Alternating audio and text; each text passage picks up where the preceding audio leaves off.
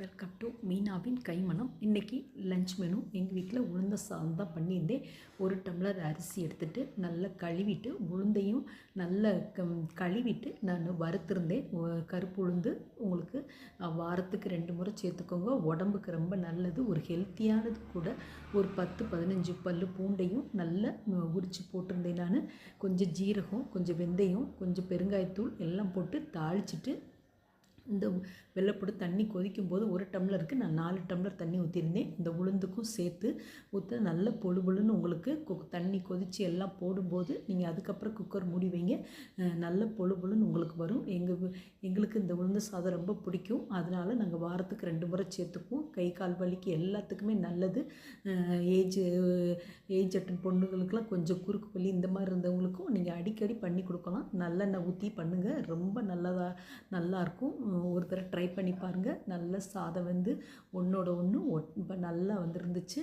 கூட வந்து இன்றைக்கி நான் வெஜ்ஜு குருமா மாதிரி தான் பண்ணியிருந்தேன். நான் கொஞ்சம் பட்டாணி, சுண்டல், கொஞ்சம் பச்சை பயிரெலாம் உங்களுக்கு முளைக்கட்டி வச்சுக்கிட்டிங்கன்னா உங்களுக்கு அவசரத்துக்கு எதுக்குனாலும் டக்குன்னு நம்ம ஒரு குழம்பு ரெசிப்பியோ குருமாவோ பண்ணிடலாம். நான் இன்றைக்கி பண்ணியிருந்தேன். கொஞ்சம் அவசரமாக வேலை இருந்துச்சு.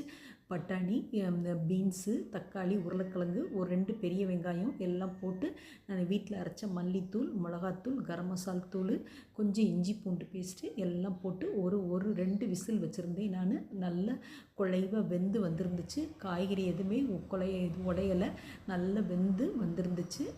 கூட வந்து நான் தேங்காய் கொஞ்சம் கசகசா அரைச்சி நான் ஊற்றியிருந்தேன். நான் உங்களுக்கு தேவைன்னா ஊற்றிக்கோங்க, இல்லைன்னா அப்படி கூட சாப்பிட்டாலும் அதுவும் நல்லாயிருக்கும். முந்திரி பருப்பு கூட போட்டுக்கோங்க. இது சப்பாத்தி, தோசைக்கு எல்லாத்துக்குமே இந்த வெஜிடபிள் குருமா இருக்கும். கொஞ்சம் சோம்பு, கொஞ்சம் ஜீரகம் எல்லாம் போட்டு தாளிச்சிட்டு, தக்காளி எல்லாம் போட்டு தாளிச்சிருக்கோங்க. கூட ஒரு வெங்காயம் தக்காளி போட்டு தாளிச்சிட்டு இதை ஊற்றிட்டு தேங்காய் எல்லாம் போட்டிங்கன்னா ரொம்ப நல்லாயிருக்கும். இறக்கும்போது கொஞ்சம் கொத்தமல்லி தழை போட்டுக்கோங்க.